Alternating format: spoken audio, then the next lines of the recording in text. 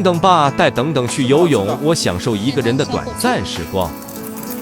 大家早上好啊！我老公要带等等去游泳了，他们两个去，我一个人在家，给他们父子更多的独处时间。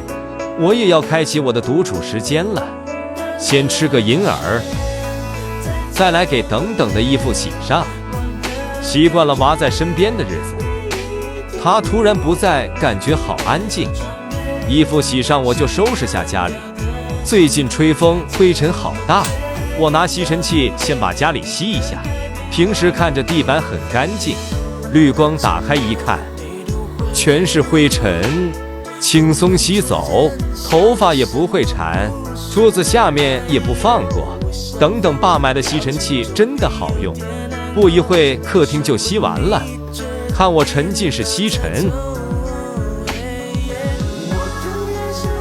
边边角角都吸得很干净，不一会房间全部吸好了。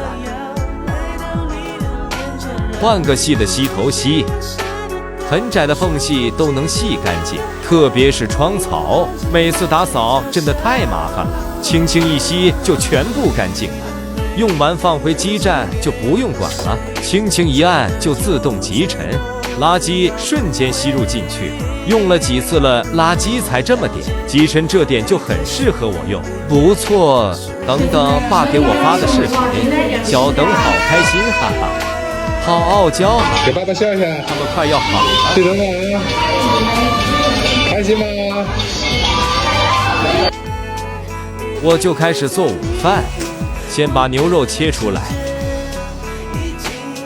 我爷爷从后院把芹菜摘回来了，正准备炒菜，听到等等的声音，我以为回来的路上要睡着，结果还精神得很。看妈妈做什么好吃的？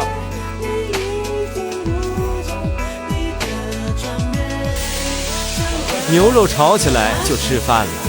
今日份午饭，小等的优点就是吃饭比较乖，脾气倒是大得很。今天真的太热了，吃完饭再弄点谷子出来晒。小等还精神得很，不想睡觉。我准备来拆快递，最近买了些生活用品。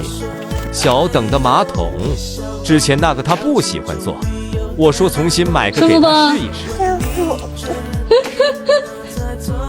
还给小等买了个小火车，这次出门记得他坐过火车，也喜欢得很，期待的小样。小火车，看看我最近囤了啥，清洁用品一堆。这个精华好用，又买了一瓶。我的隔离奶罐面膜、身体乳、益生菌又囤了2个，雪梨汁，新的4件套，1盒软膜。火车装好了，终于坐上他的小火车了。有小火车挖挖机也不要了，哈哈。小朋友的快乐就是很简单，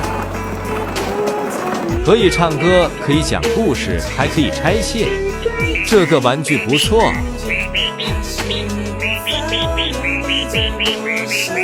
玩累了，和他爸喝梨汁。他爸收纸壳子，我把东西搬回去，放在柜子里。我也来带雪梨汁，挺好喝的。